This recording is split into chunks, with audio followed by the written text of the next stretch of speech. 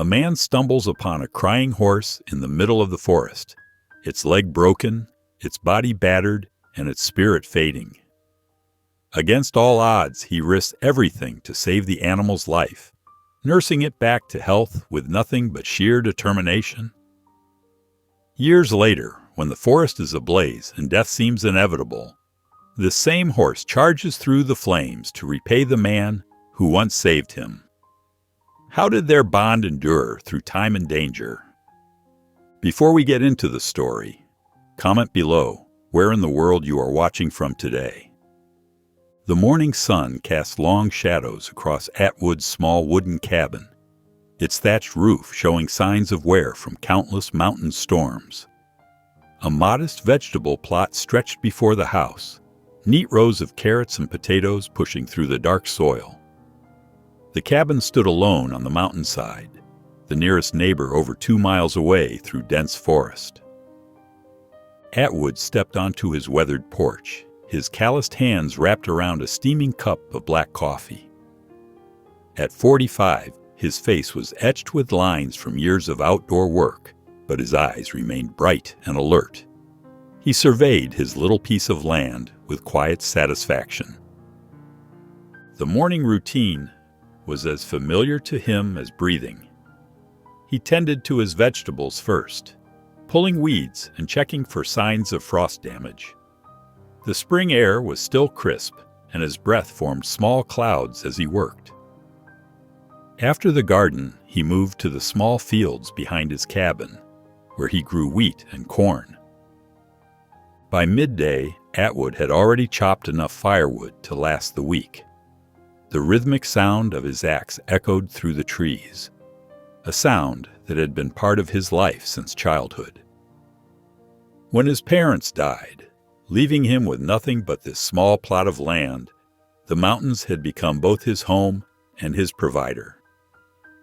His part-time job as a forest ranger suited him perfectly. Every other day he would patrol the familiar trails, checking for signs of poachers or lost hikers. The mountain paths were like old friends.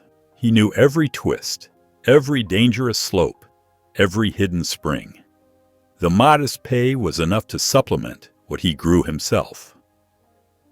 As evening approached, Atwood sat at his simple wooden table, steam rising from a bowl of boiled potatoes and wild vegetables he'd gathered during his latest patrol. The cabin was quiet except for the occasional crackle from his wood stove. Family photos hung on the rough-hewn walls, his parents smiling in faded photographs, preserved memories of happier times. Sometimes, in moments like these, the silence felt heavier than usual. He glanced at the empty chair across the table, a familiar pang of loneliness touching his heart. His simple life had never attracted any potential wives, and his remote location made meeting new people rare. Still, he found contentment in his daily routines and the peace of the mountains. After washing his dishes in the basin, Atwood wound up his old alarm clock and set it for early morning. Tomorrow was a patrol day, and he liked to start before dawn. He added another log to the stove, checked that his ranger gear was ready by the door, and prepared for bed. The mountain wind whispered through the trees outside his window as he settled into his narrow bed. Tomorrow would be another day of familiar trails and solitary work, or so he thought. The winter dawn painted the sky in pale shades of pink and gold as Atwood stepped out of his cabin. His heavy boots crunched on the thin layer of snow that had fallen overnight, leaving clear tracks behind him. He pulled his worn wool scarf tighter around his neck, watching his breath form little clouds in the frigid morning air. The narrow mountain path wound upward through the sleeping forest. Atwood's practiced eyes scanned the pristine snow for any unusual tracks or disturbances as he made his steady climb. His leather bag, containing his ranger supplies and a simple lunch, thumped gently against his hip with each step. The morning silence wrapped around him like a familiar blanket. Nothing moved except the occasional drift of snow falling from laden branches. Atwood paused at a stream crossing, noting how ice had formed along the edges of the flowing water. He checked the surrounding area for signs of traps or other illegal hunting activities, finding only the delicate prints of deer and rabbits in the snow. Further up the trail, he stopped to catch his breath, leaning against a sturdy pine tree. The cold air burned in his lungs, and he took several deep breaths before continuing. The snow wasn't deep enough to require snowshoes, but it still slowed his usual pace. He methodically examined the tree lines for any signs of unauthorized logging, marking his observations in a small notebook he kept in his breast pocket. The forest remained peaceful, the only sound being the soft crunch of his boots in the snow. But then, something different cut through the silence. A sound so faint he almost missed it. A whinny, weak and distressed, drifted through the cold air. Atwood froze mid-step, his heart quickening. He held his breath, straining to hear it again. The forest fell silent once more, and he began to wonder if his mind was playing tricks on him. Perhaps it was just the wind through the trees, or... There it was again, a soft pleading sound that tugged at his heart. This time there was no mistaking it. Atwood turned slowly, scanning the snow-covered landscape. His eyes traced the contours of the ground, following the direction of the sound, until they landed on a patch of dense grass partially hidden under the snow. He stood motionless on the path, his pulse racing as he listened for another cry. The sound came once more, clearer now, drawing him toward the snow-covered grass. With careful steps, he began moving in that direction, unsure of what he might find. With cautious steps, Atwood approached the snow-covered grass. His weathered hands parted the stiff frozen weeds, revealing a sight that made his breath catch in his throat. There, curled up in the snow, lay a young foal. Its coat, which might have been chestnut under better circumstances, was matted with dirt and blood. The little horse's body trembled violently, whether from cold or fear, Atwood couldn't tell. Scattered across its thin frame were several shallow wounds, telling the story of an attack by wild animals, perhaps wolves or coyotes. But what made Atwood's stomach turn was the state of its back leg. The injury was severe, with bone visible through torn flesh. The sight of it made his heart ache. The foal's eyes, large and dark with pain, barely managed to focus on him. Its earlier cries had diminished to weak whimpers that grew softer by the minute. Exhaustion had clearly taken its toll on the young animal. Atwood stood still, his mind racing. He knew the risks of approaching an injured wild animal, no matter how young. Even a foal could kick out in fear and cause serious harm. More than that, with injuries this severe, saving it might prove impossible. The practical part of his mind told him to walk away, to let nature take its course. But as he looked at the helpless creature, something deeper than practicality stirred in his chest. The foal's eyes met his again, and in them he saw a plea for help that he couldn't ignore. His years of solitude had made him more sensitive to the suffering of others, not less. Making his decision, Atwood slowly knelt beside the foal. He spoke in soft, soothing tones, the kind he wished someone had used with him when he was young and afraid. "Easy there, little one. I'm going to help you." With gentle movements, he slid his arms under the foal's body. The young horse let out a weak whimper, but didn't struggle as Atwood carefully lifted it. Instead, it seemed to relax slightly in his embrace, as if understanding that help had finally arrived. Cradling the foal close to his chest, Atwood turned back toward the path home. The animal was lighter than he expected, too light for its size, he realized with concern. The downhill journey stretched before him, and he knew he needed to hurry. The short winter day was already beginning to wane, and the temperature would drop further as evening approached. He began walking as smoothly as he could, trying to minimize any jostling that might cause the foal more pain. The precious bundle in his arms made each step more challenging, but Atwood's determination gave him strength. He had to get the little horse home before darkness fell. The last rays of sunlight were fading when Atwood finally reached his cabin door. His arms trembled from carrying the foal through the snow, and his back ached fiercely. Inside, he carefully laid the young horse on a pile of old clothes near the fireplace, where the embers still glowed with warmth. The foal's breathing was shallow, its eyes half closed with exhaustion. Atwood didn't allow himself to rest. Instead, he moved quickly to the wooden chest where he kept his medicinal herbs. His fingers found the dried yarrow and calendula he used for wounds, along with the comfrey known for helping with broken bones. In his worn stone mortar, he ground the herbs into a thick paste, adding just enough water to bind them together. The familiar earthy smell filled the small cabin. Next, he heated water in his cleanest pot and tore strips from an old cotton shirt to use as bandages. "This might hurt a little," he murmured to the foal as he began cleaning its wounds. Each time the young horse flinched or whimpered, Atwood's heart clenched. He worked as gently as he could, washing away dried blood and dirt before applying the herbal paste to each bite mark. The broken leg worried him most. He gathered straight sticks from his kindling pile, selecting the smoothest ones. With careful movements, he aligned them around the injured leg, using strips of cloth to bind them in place. The foal trembled, but remained surprisingly still, as if understanding Atwood's intentions to help. When the immediate medical care was done, a new concern pressed on Atwood's mind. The foal needed nourishment, but he had nothing suitable to feed it. Then he remembered his old dog, Lucy, who had given birth to puppies just 2 weeks ago. She was producing plenty of milk, maybe even enough to share.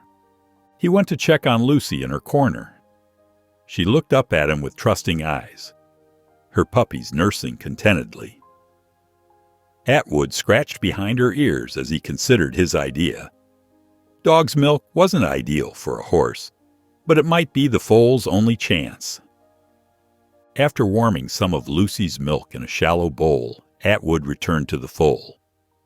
He sat cross-legged on the floor and gently lifted the young horse's head, bringing the bowl close to its mouth. At first, the foal just blinked at him, too weak to show interest. But then, its nostrils flared at the smell of warm milk, and its pink tongue darted out for a tentative taste. Slowly, carefully, the foal began to drink. Each lap was weak but determined, and Atwood felt hope bloom in his chest.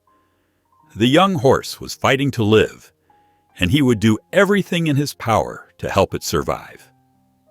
The morning light filtered through Atwood's cabin windows as he knelt beside Gore. The foal lay quietly on its makeshift bed, its dark eyes following Atwood's movements. With gentle hands, Atwood unwrapped the bandages, checking each wound carefully. The bite marks looked less angry now, though they were still tender to the touch. He ground fresh herbs for a new paste, working methodically at his small table. The familiar scent of healing plants filled the air as he mixed them together. When he approached with the medicine, Gore's ears twitched forward, but the foal remained still, allowing Atwood to dress the wounds again. The leg splint needed adjusting. As Atwood's fingers worked at the bindings, Gore flinched slightly, but didn't try to pull away. "That's it," Atwood murmured. "You're doing well." He secured the splint carefully, making sure it wasn't too tight. In the corner, Lucy watched with curious eyes as Atwood approached with an empty bowl. Though she seemed puzzled by this new routine, she lay patiently while he collected her milk. Her puppies squirmed nearby, already well fed from their morning meal. Atwood warmed the milk slightly over the fire before bringing it to Gore. The foal's head lifted with more energy than the day before, eager for nourishment. Each time Atwood fed him, Gore drank a little more, his strength slowly returning. "I think I'll call you Gore," Atwood said softly, remembering a tale from his childhood about a brave mountain horse. The foal's ears perked at the sound of his voice, and Atwood smiled. "Yes, that suits you." The days fell into a gentle rhythm. Dawn would find Atwood changing bandages and preparing fresh herbs. He'd feed Gore several times throughout the day, speaking to him in low, soothing tones. The foal responded more each time, his ears twitching at the sound of Atwood's voice, his eyes following his caretaker around the cabin. Between caring for Gore, Atwood managed his usual tasks, tending the fire, preparing simple meals, and checking on Lucy and her puppies. But everything now revolved around the foal's recovery. He measured time by Gore's feedings and wound treatments rather than the sun's position in the sky. As another evening settled over the cabin, Atwood sat beside Gore with the last bowl of warm milk for the day. The lamplight cast a soft glow over them both as the foal finished drinking. Atwood examined the wounds. One final time before bed, relief washing over him as he noticed how much cleaner they looked. The angry red had faded to pink, and some were beginning to heal nicely. A week had passed since Atwood first brought Gore home. The morning sun streamed through the cabin windows, casting warm patches of light on the wooden floor where the foal rested. Lucy, Atwood's dog, lay nearby with her puppies, now bigger and more active. She no longer showed any confusion when Atwood came to collect milk, simply watching with patient eyes. Atwood knelt beside Gore, his weathered hands moving with practiced care as he began unwrapping the splint. The foal's dark eyes watched him trustingly, ears forward with interest. As the last binding came away, Atwood gently examined the injured leg. The bone had begun to knit together, though it remained delicate. The wound around it had healed considerably, leaving only pink, healing flesh where angry red had been before. To his surprise, Gore shifted and attempted to rise. "Careful now," Atwood murmured, staying close as the foal wobbled on uncertain legs. Though unsteady, Gore managed to stand for a few moments before sinking back down to rest. The cabin felt different now, livelier, warmer somehow. Gore's presence had brought an energy to the small space that Atwood hadn't realized was missing. Even when the foal was resting, his bright eyes and twitching ears added movement and life to the quiet room. Between caring for Gore, Atwood still had his duties to attend to. He made shorter patrol rounds, checking the closest sections of forest before hurrying back home. The winter air bit sharply as he gathered extra firewood, loading his arms with more than usual to keep the cabin warm for his recovering guest. Each time he returned, Gore greeted him with a soft nickering sound that made the extra work worthwhile. That evening, after finishing a simple supper of bread and soup, Atwood sat in his chair by the fire. He watched as Gore once again attempted to stand. The foal's legs trembled with effort, but this time he managed several wobbly steps across the cabin floor. Each small movement showed growing strength and determination. Atwood felt his heart lift at the sight. Perhaps a full recovery wasn't just a dream after all. 2 weeks had passed, and the winter sun cast longer shadows across Atwood's small yard. Gore stood in a patch of sunlight, his coat gleaming as he tentatively tested his weight on his healing leg. Though still wrapped in clean bandages, the leg held firm as he took careful steps through the patchy snow. Atwood watched from his doorway, a smile crinkling the corners of his eyes. The transformation in Gore amazed him, from the frightened, injured creature he'd found to this spirited young horse who grew stronger each day. "Ready for our walk?" Atwood called softly. Gore's ears pricked forward at the familiar words, and he nickered in response. The foal had developed a habit of gently bumping his nose against Atwood's shoulder, playfully demanding attention. Now, as Atwood approached, Gore did just that, nearly knocking him off balance. "Easy there," Atwood chuckled, steadying himself. Gore tossed his head, dark mane flying, eyes bright with mischief.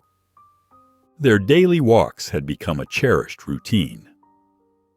Atwood led the way along the cleared path near his cabin, keeping their pace slow and steady.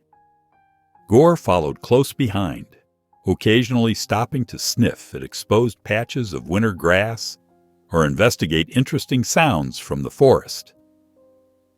The winter air felt crisp and clean, and sunlight filtered through bare branches overhead.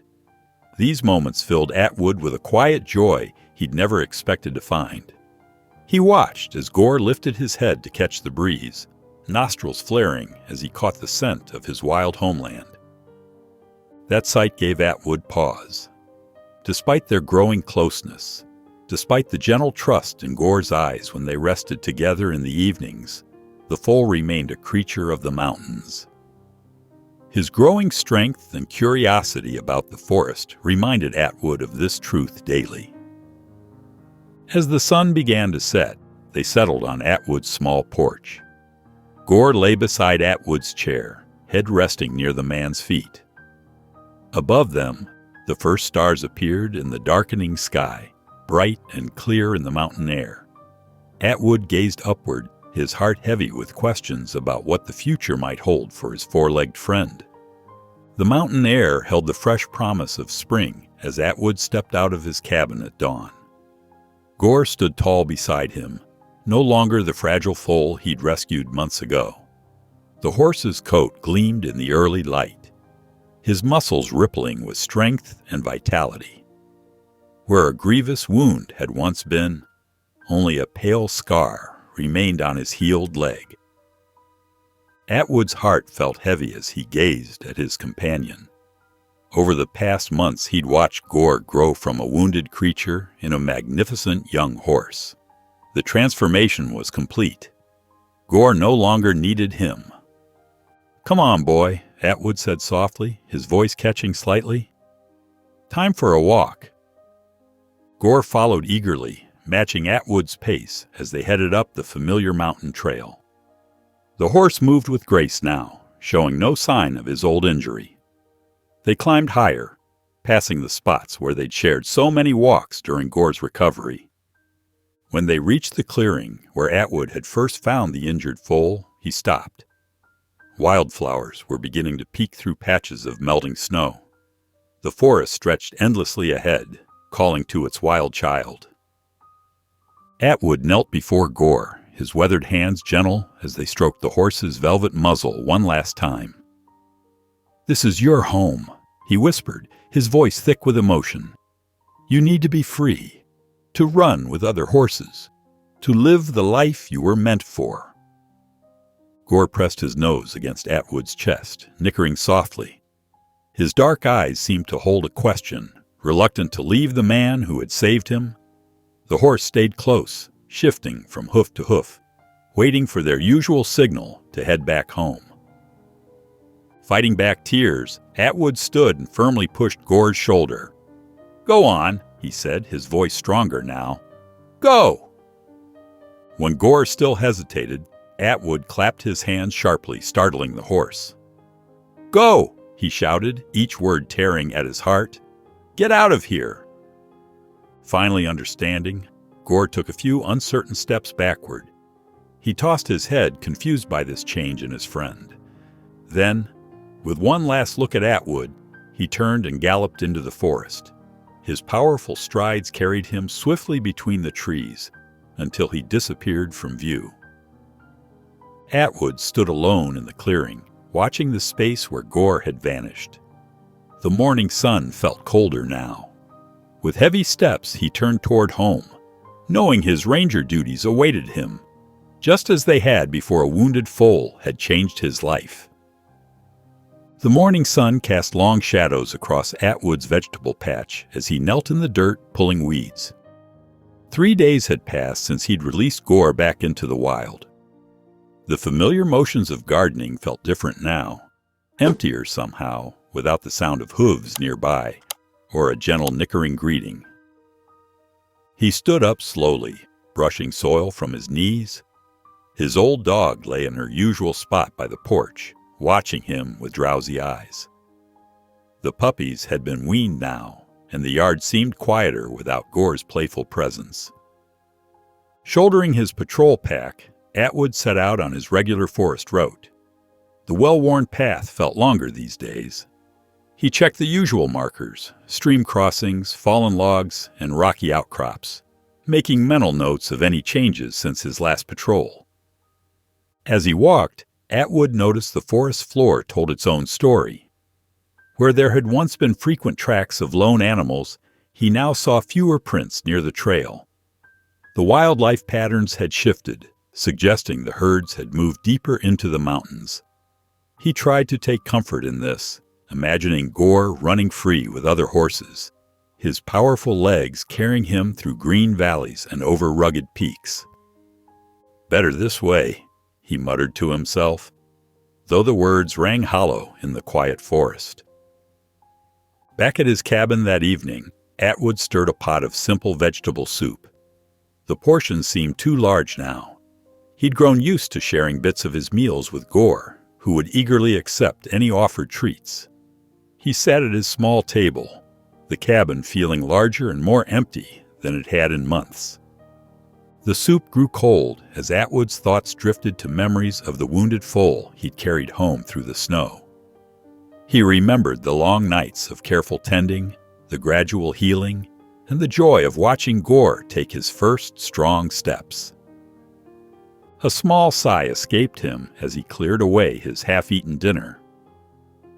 The night had settled fully around the cabin now, bringing with it a familiar solitude that felt heavier than before. Atwood prepared for bed, his movements slow and mechanical, missing the soft sounds of Gore settling down for the night in his corner by the fireplace. The morning light filtered through the trees as Atwood made his way along the forest path. His steps were slower than usual, and a strange heaviness settled in his limbs.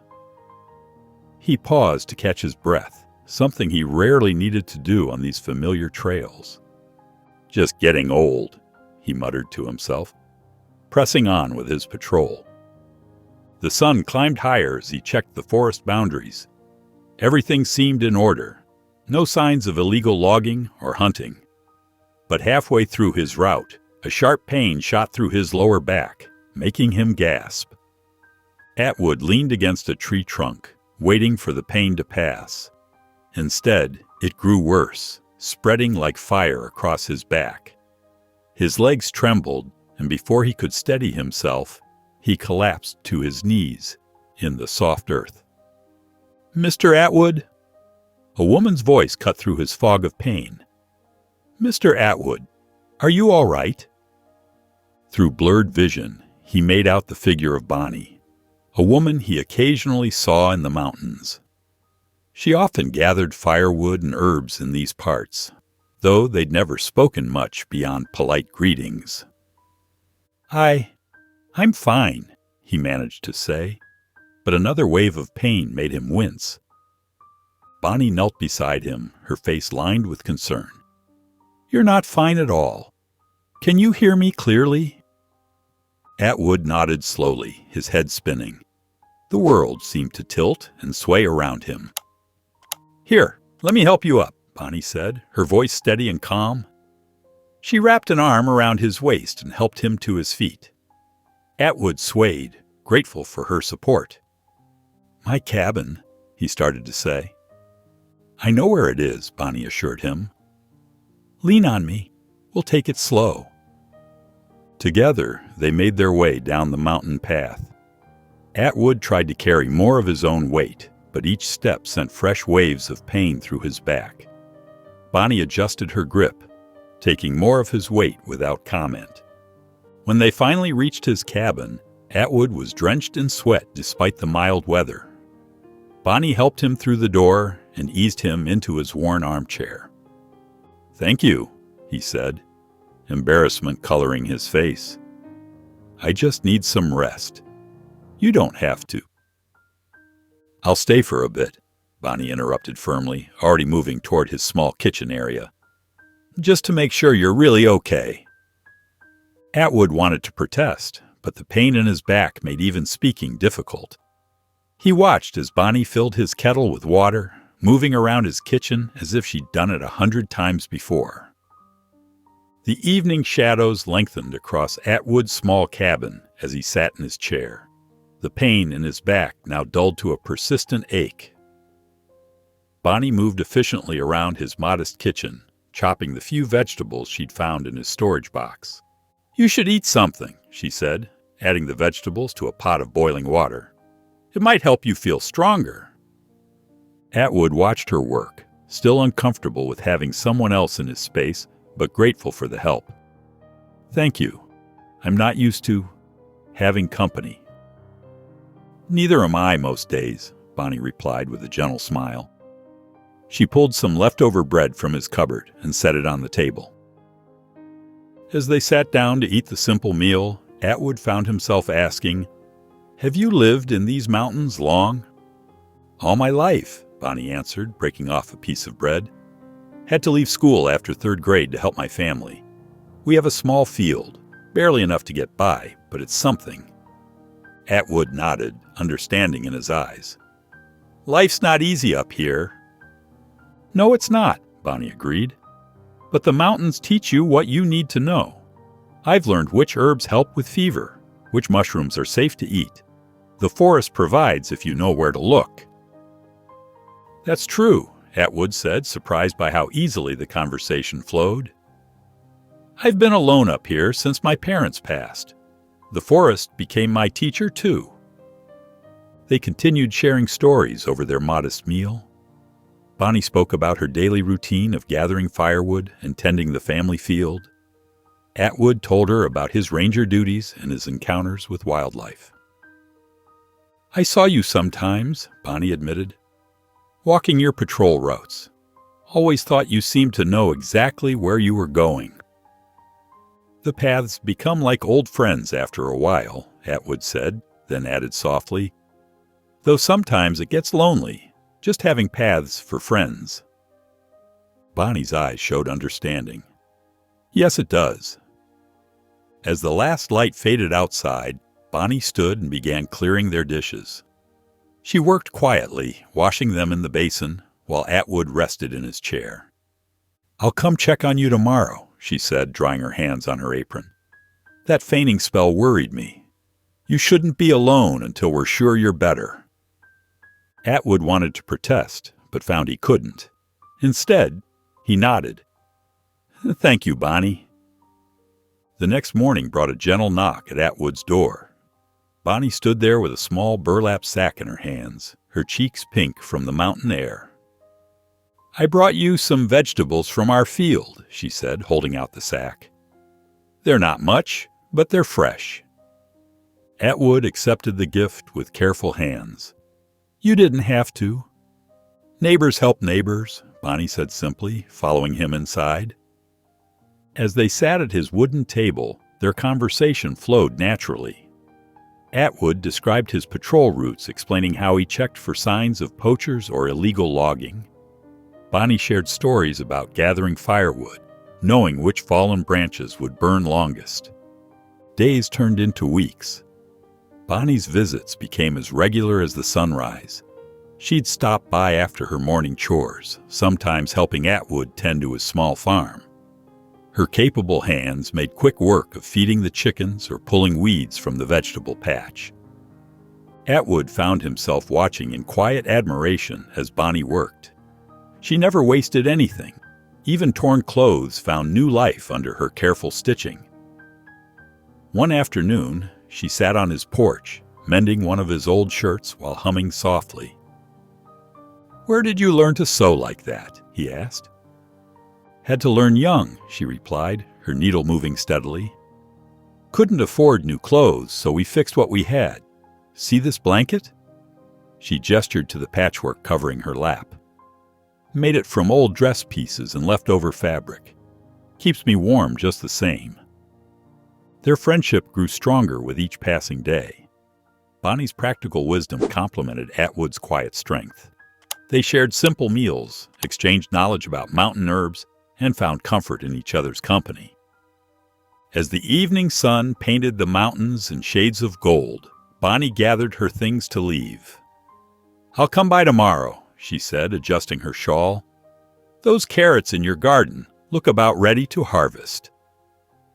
Atwood stood on his porch, watching as she made her way down the familiar path. A gentle smile crossed his face as her figure disappeared among the trees. The mountain days flowed one into another, each bringing Bonnie and Atwood closer together. They shared quiet mornings tending to the vegetables, afternoons gathering herbs, and early evenings talking on his porch.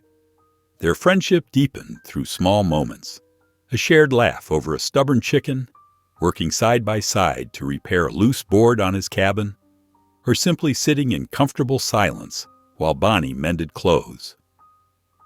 One late afternoon, as the sun began its descent behind the mountains, they sat together on Atwood's porch. Bonnie's hands fidgeted with her worn shawl, her eyes fixed on the distant trees. "Atwood," she said softly, her voice trembling slightly, "I need to tell you something." He turned to look at her, concern crossing his weathered face.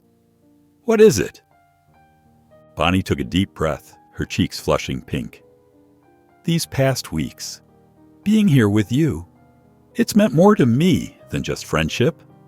She paused, gathering her courage. "I've grown to care for you deeply." Atwood sat very still, his heart pounding in his chest. No one had ever spoken such words to him before. "I know it might sound foolish," Bonnie continued, her voice barely above a whisper, "but I've never felt this way about anyone." Atwood's hand found hers, rough fingers gently covering her smaller ones. "It's not foolish at all," he said quietly. "I've been feeling the same way. Just didn't know how to say it." Their eyes met, and Bonnie's face broke into a relieved smile. "Really?" "Really," he nodded. "Before you started coming around, I was so lonely. Now each day feels brighter somehow." "I know exactly what you mean," Bonnie replied, squeezing his hand. "My life was just work and more work. But being with you, it gives me something to look forward to." As darkness settled over the mountains, they decided to give their feelings a chance to grow. Neither had experience with romance, but they knew their connection was special. Before leaving, Bonnie stepped closer to Atwood. They shared their first embrace, warm and tender in the cool mountain air. Their hearts raced with newfound joy as they held each other close. The walk to Bonnie's family home felt longer than usual. Atwood's worn boots kicked up dust along the narrow mountain path as Bonnie led the way. His stomach churned with nervous energy. Bonnie's home was a small mud-brick dwelling, similar to his own cabin, but more crowded. Inside, her parents and two younger siblings huddled around a tiny wooden table. Their clothes were patched multiple times, much like Atwood's own. "This is Atwood," Bonnie announced, her voice steady despite the tension in the room. Her father, a thin man with calloused hands, gave Atwood a long, hard look. "The forest ranger?" he asked, his tone careful. "Yes, sir," Atwood replied, standing straight despite his urge to shrink away. "I've been doing it for 15 years now." "Not much money in that," Bonnie's mother said quietly, wringing her hands in her lap. "Bonnie already struggles enough. How will you support her?" Heat crept up Atwood's neck. "The pay is small," he admitted, "but it's steady work. I also grow vegetables and keep chickens." "Chickens and vegetables?" Bonnie's father scoffed. "That's barely enough for one person." "Father," Bonnie interrupted, her voice firm, "Atwood is honest and hardworking. He takes good care of what he has." "Being honest won't put food on the table," her mother sighed. "We just worry about you, dear." Atwood's chest tightened with shame, but he kept his voice respectful. "I understand your concerns. The ranger work might not pay much, but it's reliable. I've never missed a day's work." "And he knows these mountains better than anyone," Bonnie added. "He helps people when they're lost or hurt. That matters more than money." Her parents exchanged uncertain glances. Finally, her father spoke. "We can't stop you, Bonnie. You're old enough to choose. But we need time to think about this." The walk home was quiet under the evening sky. When they reached Bonnie's house, she turned to Atwood. "Don't let their words hurt you," she said softly. "They're scared because they've known nothing but hardship." "They're right to worry," Atwood replied, looking down at his worn boots. "No," Bonnie said firmly, taking his hand. "I don't need riches. I need someone who understands me, respects me. That's you." Atwood squeezed her hand gently, touched by her faith in him. They said their good nights, and he began his solitary walk home under the star-filled sky, determined to prove himself worthy of Bonnie's trust. The mountain seasons turned like pages in a well-worn book. Spring blossoms gave way to summer heat.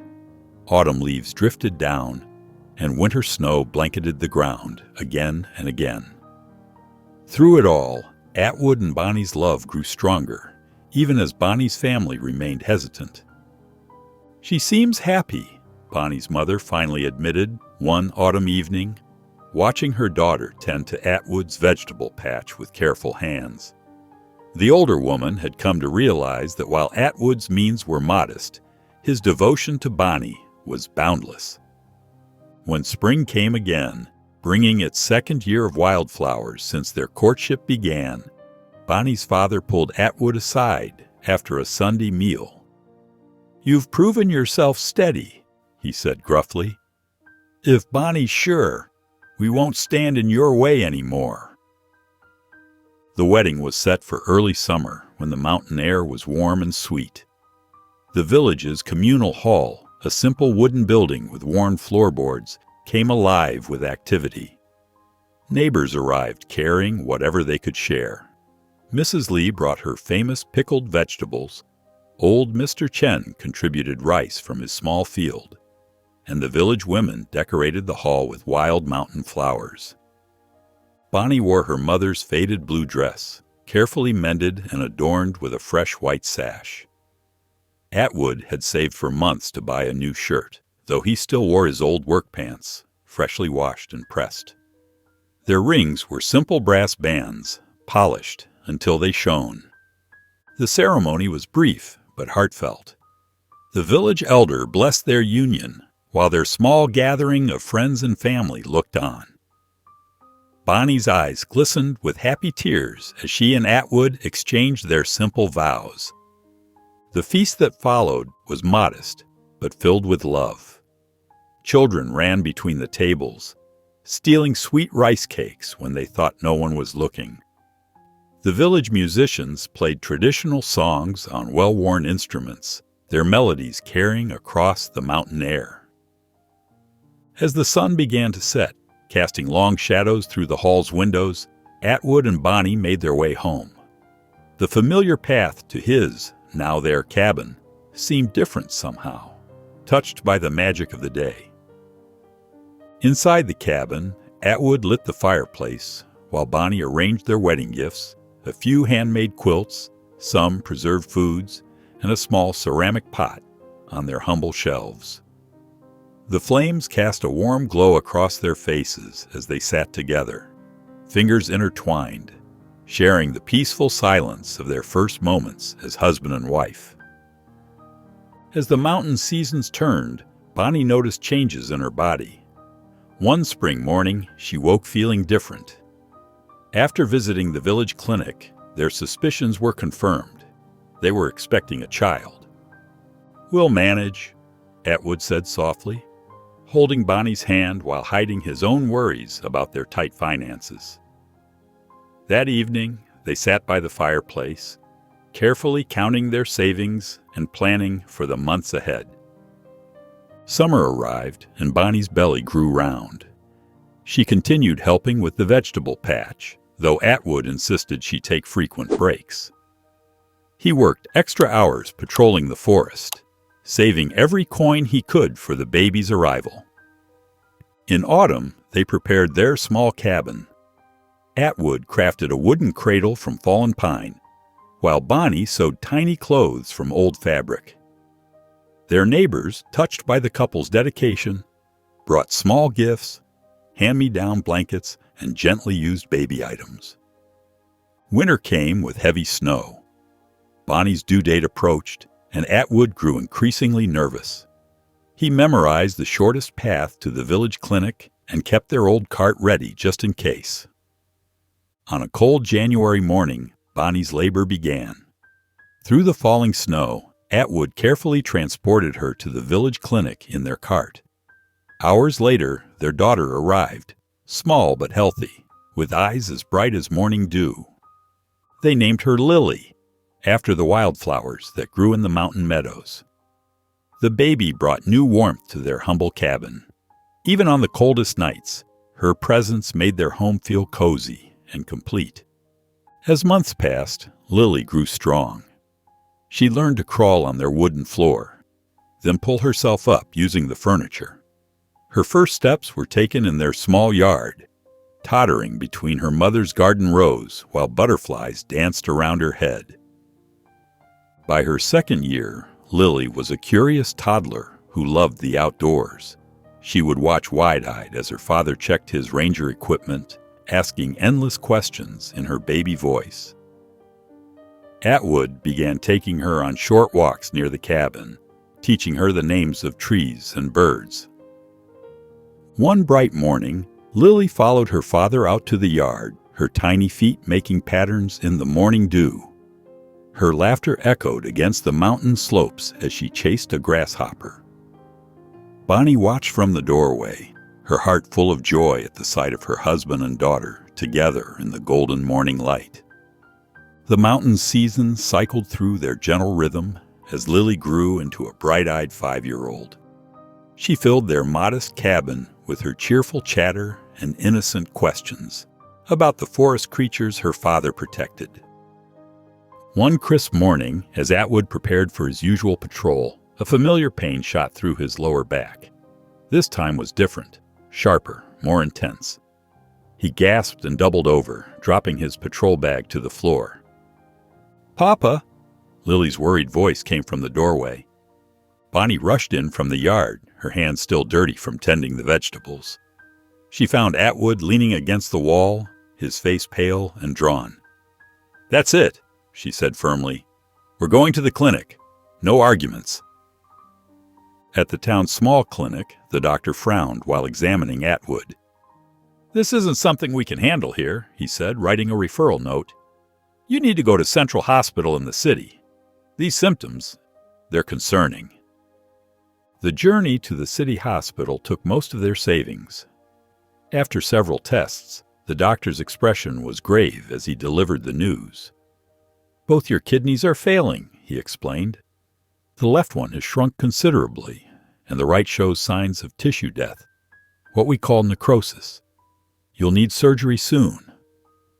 Atwood's throat went dry as he heard the cost. The amount was more money than he could earn in several years. He thought of Lily's future, of the basic necessities they could barely afford now. "We'll find a way," Bonnie insisted, gripping his hand tightly. "We can sell things, maybe borrow." "No," Atwood said quietly. "We can't burden ourselves with that kind of debt. Lily needs to eat. She needs warm clothes for winter." The doctor prescribed some basic medications, all they could afford. As they left the hospital, Bonnie's eyes brimmed with tears. Atwood forced a smile, patting her shoulder. "Don't worry so much," he said, his voice steady despite the fear in his heart. "I'll be fine." They walked to the bus station in silence, Bonnie's hand trembling in his as the hospital disappeared behind them. The mountain seasons shifted from spring to early summer, marking the passage of time as Atwood learned to live with his condition. Each morning, he'd visit old Dr. Chen, who lived at the edge of the village. The elderly doctor would brew special teas from mountain herbs and provide small packets of dried roots for pain. "This won't cure you," Dr. Chen had warned, "but it might help make things bearable." Some days, the herbs seemed to work magic. Atwood would wake feeling almost normal. His back pain dulled to a manageable ache. These good days gave Bonnie hope, though she tried not to show it too much. She'd watch him move around the cabin with easier steps, her heart lifting despite her better judgment. Lily remained blissfully unaware of her father's struggles. She continued to fill their small home with laughter, showing off treasures she'd found in the yard: pretty rocks, interesting leaves, or the occasional colorful feather. Her innocence was a gift, allowing Atwood moments of pure joy when she climbed into his lap for bedtime stories. "Papa, tell me about the baby horse again," she'd beg, referring to the story of Gore, which had become her favorite tale. During his forest patrols, Atwood moved with careful deliberation. What once took him 2 hours now required 4, but he refused to give up his duties. He'd rest frequently, sitting on fallen logs or large rocks, taking slow sips from his water bottle. Bonnie's worry grew with each patrol, her eyes following his figure until he disappeared into the trees. She'd busy herself with housework and gardening, but her thoughts remained with him until he returned home safely. As summer settled over the mountains, the heat became oppressive. The grass turned brown, and the soil cracked from lack of rain. Atwood noticed the dangerous conditions developing in the forest: dry leaves carpeting the ground, branches becoming like kindling in the relentless sun. At the monthly village meeting, Atwood stood before his neighbors, his voice carrying the authority of his years of experience. "The forest is very dry," he warned. "We must be extra careful with fire. No outdoor cooking, and please make sure all cigarettes are completely extinguished." He looked at each face in turn, making sure his message was understood. The villagers nodded solemnly. They knew the devastating potential of forest fires, having seen distant blazes in previous years that had turned the sky orange with their glow.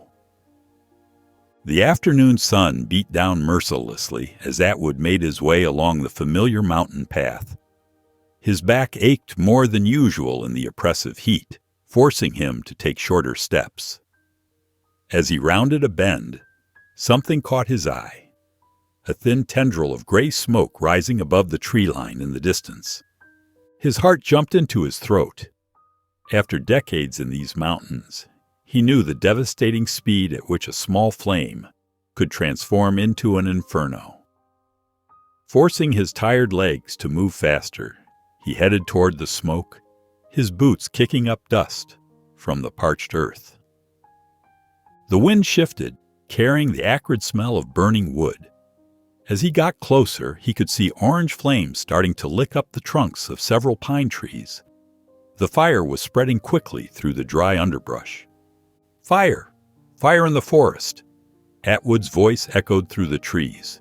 He grabbed a thick branch and began banging it against tree trunks, creating a loud warning signal that mountain folks would recognize. The hollow sounds reverberated through the forest, but the roar of the growing flames began to drown them out. A strong gust of wind sent sparks flying, igniting new patches of dry grass ahead of him. The fire was moving faster than he could. Sweat poured down his face as he tried to quicken his pace, but his back screamed in protest. Each step sent jolts of pain through his body. The smoke grew thicker, making it hard to breathe. Atwood pulled his shirt collar over his nose, trying to filter the air. The heat became intense, seeming to press in from all sides. He could hear the crackling of burning wood getting closer. His foot caught on a rock hidden beneath the dried leaves. Pain shot through his back as he pitched forward, landing hard on the ground. The impact knocked the wind from his lungs. As he struggled to rise, flames danced through the trees around him, their roar drowning out all other sounds. Dense smoke swirled through the air, making it impossible to see more than a few feet ahead. Atwood lay there, gasping for breath, as the forest fire closed in around him. The heat pressed against Atwood like a suffocating blanket. His lungs burned with each desperate breath as smoke swirled around him in thick clouds. The pain in his back had become unbearable, leaving him helpless on the forest floor as the inferno crept closer. Dried leaves near his face began to curl and blacken from the approaching flames. So this is how it ends, he thought, closing his eyes against the stinging smoke. After all these years in the mountains, after finding love with Bonnie and watching little Lily grow, he would die here alone in the burning forest. His heart ached, thinking of his family waiting at home, not knowing the danger he was in. The sound of thundering hooves cut through the roar of the flames.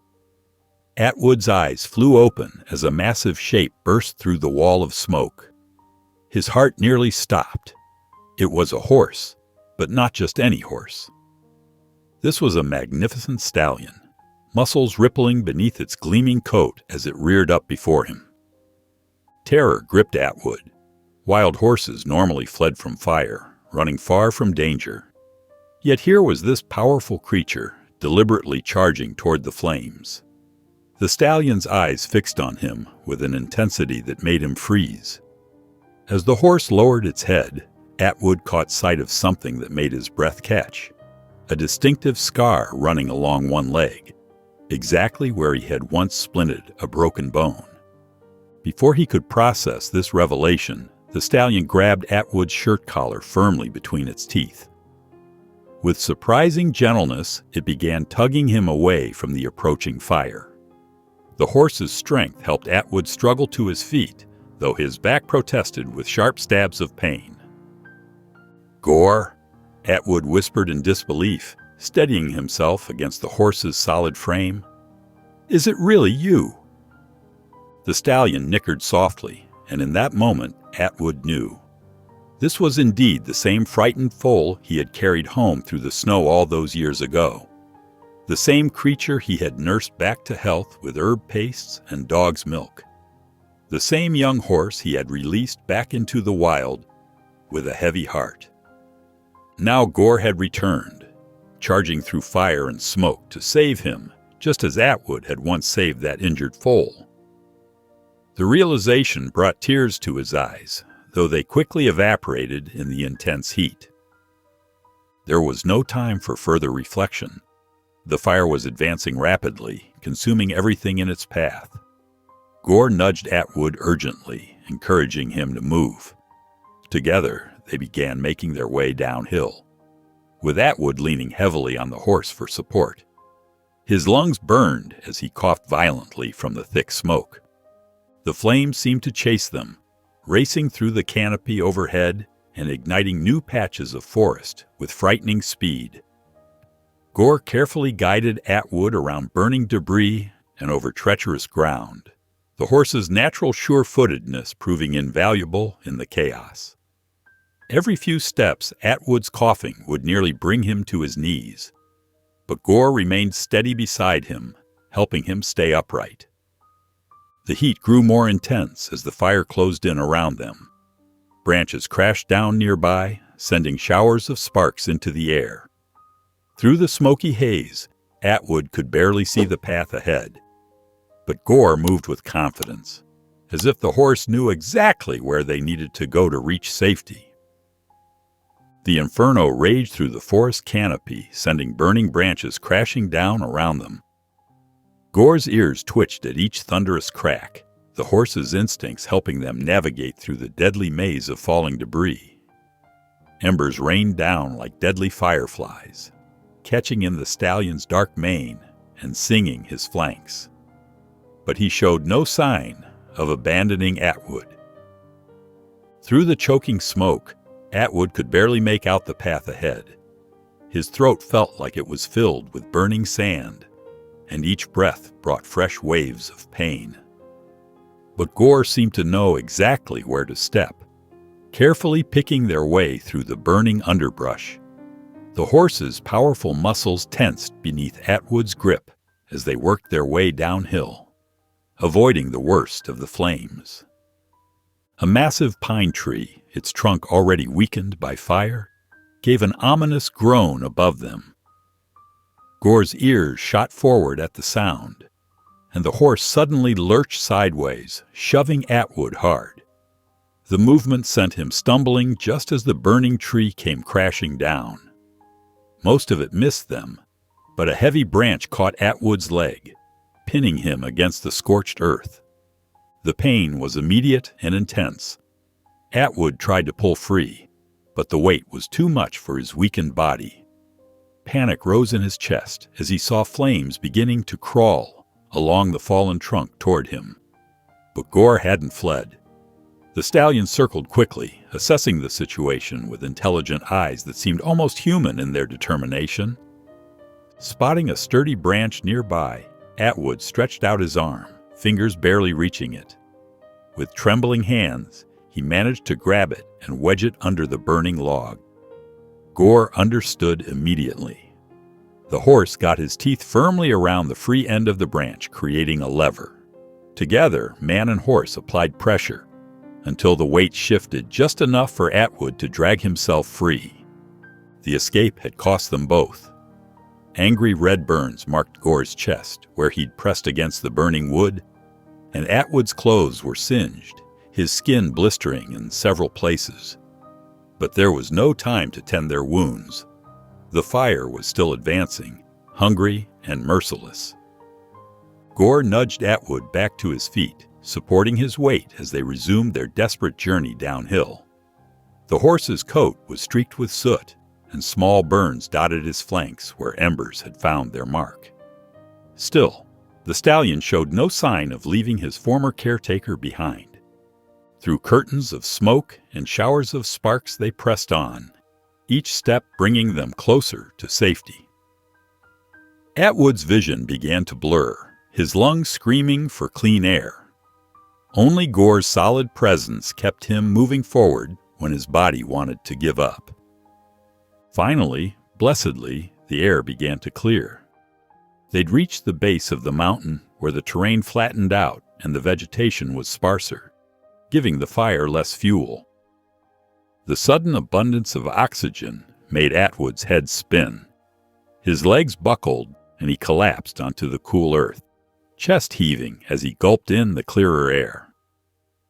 Gore remained close, circling Atwood's prone form with careful steps. The stallion's protective instincts were evident as he positioned himself between Atwood and the burning forest above, standing guard over the man who had once saved his life. The horse gently butted his head against Atwood's shoulder, urging him to stand. Every movement sent waves of pain through Atwood's burned body, but he managed to get to his feet, leaning heavily against Gore's solid frame. Together, they stumbled away from the burning mountainside, leaving behind a wall of orange flames that continued to devour the forest.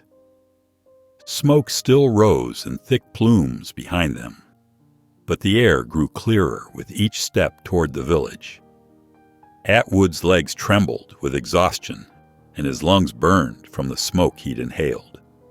Without Gore's steady support, he would have fallen several times. The first villagers spotted them from the edge of the settlement.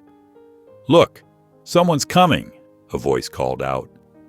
People began running toward them, their faces showing mixture of concern and amazement at the sight of a massive wild horse walking beside their injured forest ranger. "Atwood!" Bonnie's desperate cry cut through the murmur of voices. She pushed through the gathering crowd, Lily's small hand clutched tightly in hers. When she reached him, tears streamed down her face at the sight of his burns and soot-covered clothing.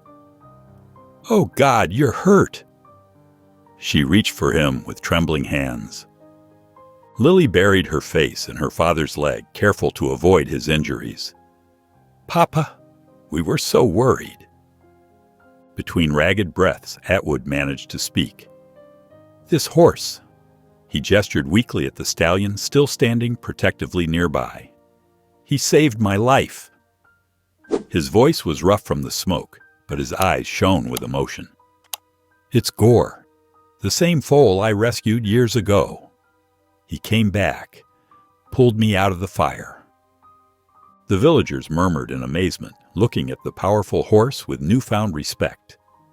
Gore stood quietly, his coat streaked with ash and marked with small burns.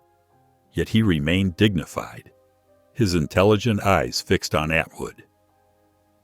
As more villagers approached to help Atwood, Gore took a step backward, tossing his head. The wild spirit in him seemed to stir, calling him back to the mountains. Atwood noticed the movement and turned toward his savior.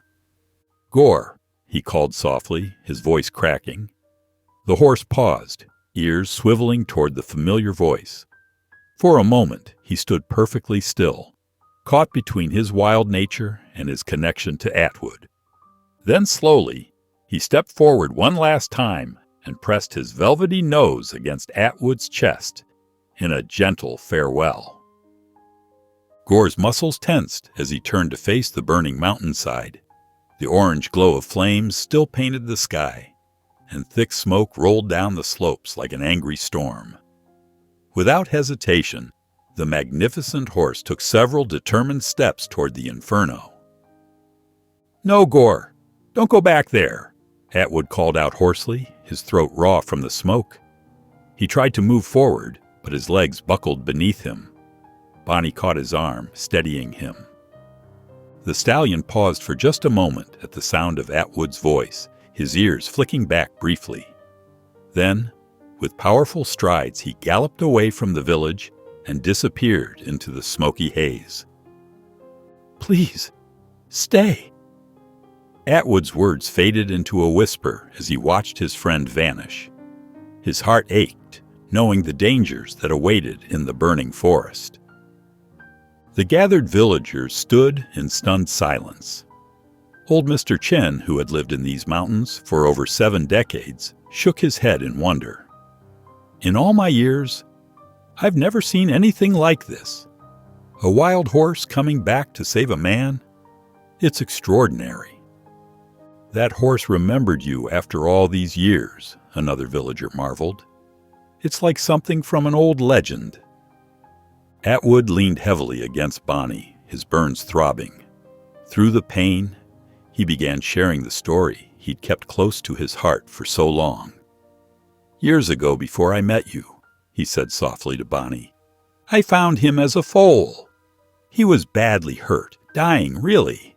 His leg was broken, and he had bite wounds all over." Lily listened intently, her eyes wide as her father continued. "I carried him home through the snow, nursed him back to health with whatever I had. Old clothes for bedding, herbs for his wounds, even borrowed milk from our old dog who just had puppies." "You never told me this story," Bonnie said gently, carefully supporting her husband. "I didn't think anyone would believe me," Atwood admitted. "A forest ranger taking in a wild horse. But now," his voice cracked with emotion, "now he's repaid that kindness 1,000 times over. If he hadn't found me up there—" He couldn't finish the sentence. Through his pain and exhaustion, gratitude welled up in Atwood's chest. Despite his failing health and the severity of his burns, he felt a profound sense of wonder at how life had come full circle. "Come on," Bonnie said softly. "We need to tend to these burns." She and Lily carefully helped Atwood toward their cabin. Each step was a struggle, but they moved slowly and steadily. At the doorway, Atwood paused and turned for one last look at the burning mountain. Somewhere in that fiery chaos was Gore, perhaps helping other animals escape, perhaps returning to protect his herd.